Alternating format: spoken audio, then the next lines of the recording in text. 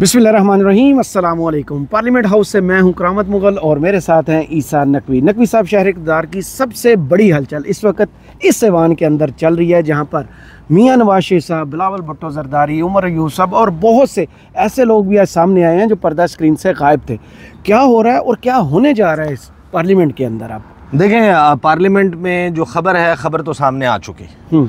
अब ख़बर की वो जुज़ियात हम सामने रखेंगे जो मनाजिर कैमरे की आंख ने महफूज नहीं की। सही देखें, कैमरा इस वक्त आपको पाकिस्तान टेलीविज़न के ज़रिए और यहाँ पर कौमी असम्बली के जो इससे पहले फॉर दैट मैटर सेनेट का जो कैमराज थे वो आपको वही दिखा रहे थे जो कैमरा कंट्रोल करने वाले दिखा रहे थे। सही। नीचे जो मनाजिर थे उसमें सिर्फ गुफ्तगू करने वाला शख्स बात नहीं कर रहा था, इर्द गिर्द जो है वो चरिंद परिंद भी मौजूद थे। जो उनकी चहचहाहट है, जो उनका चहचहाना है, जो उनकी गुफ्तगू है, जो उनकी बॉडी लैंग्वेज है, वो ज़रा उसके ऊपर ज़रा रोशनी डालते हैं। मैंने कुछ पॉइंट्स लिखे हैं, मैं आपको बता दूं कि जो मैं इस वीडियो में आप और मैं मिलकर जो है वो हम कवर करेंगे। इसमें हम जो है वो बात करेंगे, एक तो जिसको मैं समझता हूँ कि आखिरी लम्हों पर खेली गई हैरान कुन और बड़ी चाल। सही। वो चाल क्या है, वो मनाजिर आपको बताएंगे जो कैमरे की आंख ने नहीं देखे।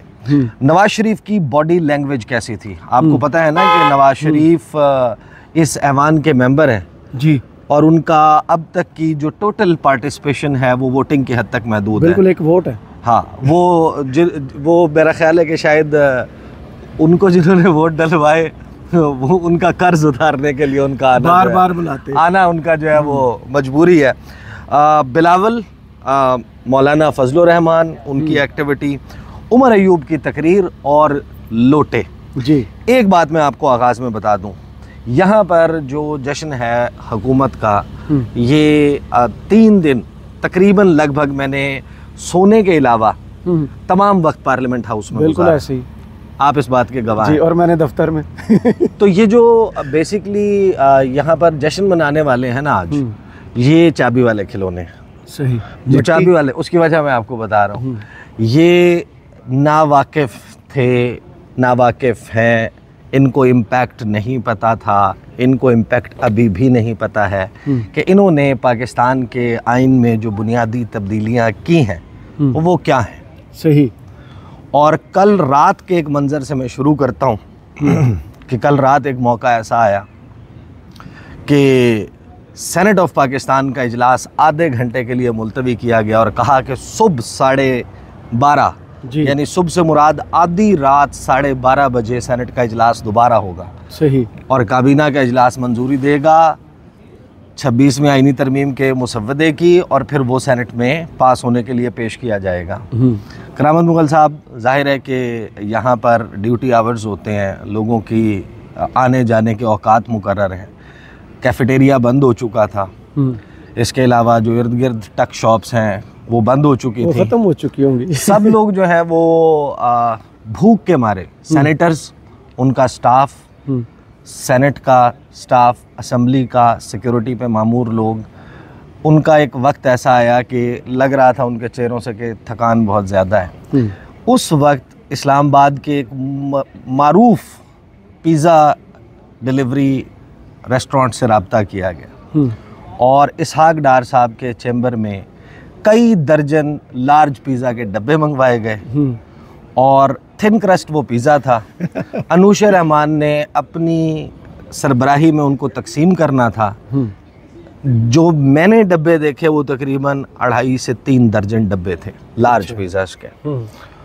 और हुआ क्या कि जिनको पता था कि अभी तो हमने पता नहीं कितनी देर बैठना है, हो सकता है सुबह हो जाए, खाने का इंतज़ाम करें, उनको कहा अभी आप जाएं, कल सुबह आना है। अच्छा। तो वो पीछे ठंडे ना हो जाए, जाते हुए एक एक डब्बा सेनेटर को पकड़ाया गया। अच्छा।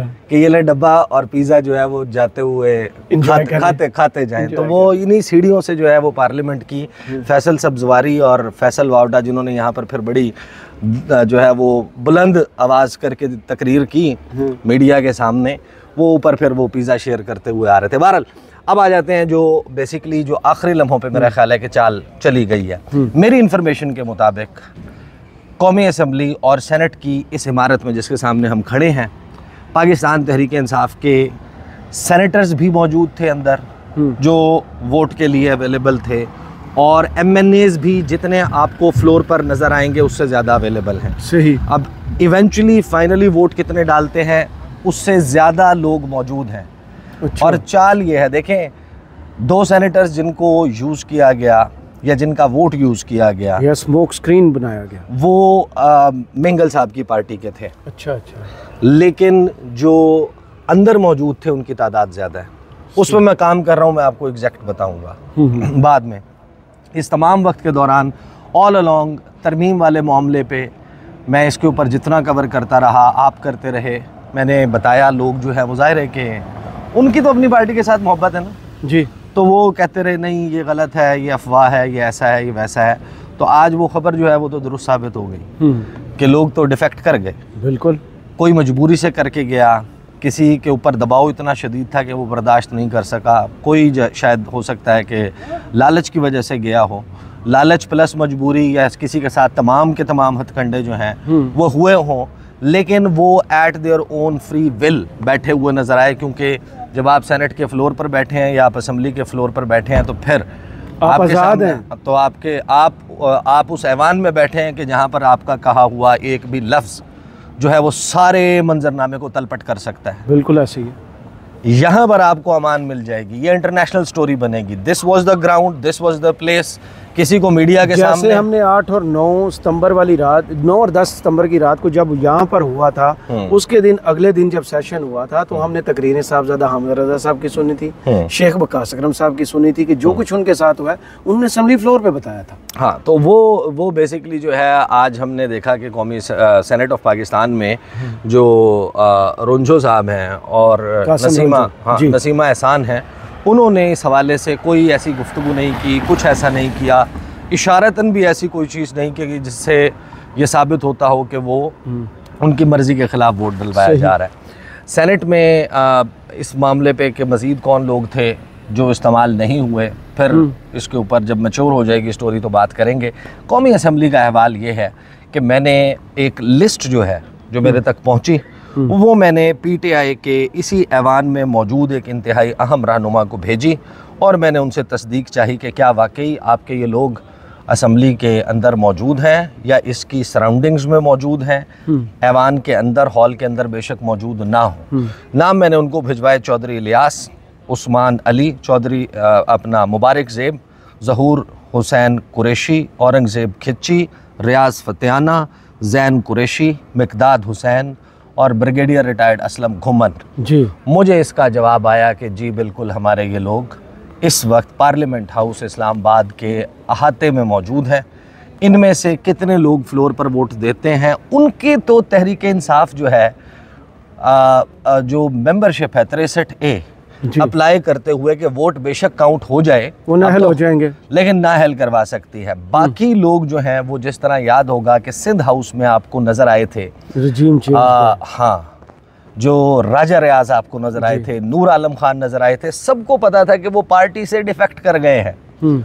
वो अब तहरीक इंसाफ नहीं कहला सकते, लेकिन वो तहरीक इंसाफ के नाम पे दे completed the rest of their tenure. वो मेंबर रहे, चेयरमैन पब्लिक अकाउंट्स कमेटी बने, लीडर ऑफ अपोजिशन बने, मुख्तलिफ़ किस्म के चीज़ें वो लेते रहे, तनख्वाहें, अपनी मरात, अपना सब कुछ चलता रहा, लेकिन वो member of the national assembly रहे। तो आज भी मेरे अभी यानी कि ये बात कंफर्म भी हो जाएगी, लेकिन वो जो MNAs मौजूद हैं अंदर वो सब के सब वोटर नहीं होंगे जिनके मैंने नाम बताए हैं। शो कराया जाएगा लेकिन वो वोट कास्ट नहीं करेंगे। जबकि मेरी खबर इससे ज़्यादा की भी है, वो मैं फिर मैच्योर होने तक जो है वो उठा रखता हूँ। तो ये सूरत हाल है जो मेरे ख्याल में एक बड़ी चाल है कि अब ये PTI के अंदर मौजूद रहेंगे, PTI इनको D-सीट भी नहीं करवा सकेगी। ये आएंगे या नहीं आएंगे ये सेपरेट क्वेश्चन है, असम्बली का इजलास अटेंड करेंगे या नहीं, है कि ये बंदे हमारे अपने साथ हैं। हाँ अपने हलकों में जा सकेंगे नहीं जा सकेंगे ये एक अलहदा क्वेश्चन है, लेकिन इनके बारे में मुझे तस्दीक यहाँ पर PTI की तरफ से की गई है। अब आ जाएँ मियाँ मोहम्मद नवाज शरीफ। बॉडी लैंग्वेज, नवाज शरीफ का आना, सबसे पहली बात यानी कि ये बात हम मुतअद्दिद बार कर चुके कि नवाज शरीफ जिस हलके की नुमाइंदगी करते हैं उस हलके की यहाँ पर कोई नुमाइंदगी नहीं होती, क्योंकि मियाँ साहब तो नहीं आते।